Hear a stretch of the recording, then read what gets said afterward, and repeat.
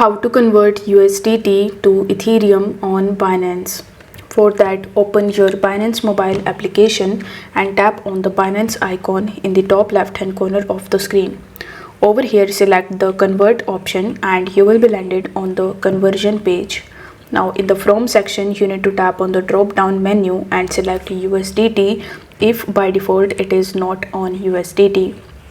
Then tap on the drop down menu underneath to section and you need to search for Ethereum. For that, use the search bar in the top and type ETH. Here you will be able to find Ethereum, so select it. Now enter the amount of USDT that you want to spend in order to purchase Ethereum and it will show you the equivalent amount of Ethereum that you will get.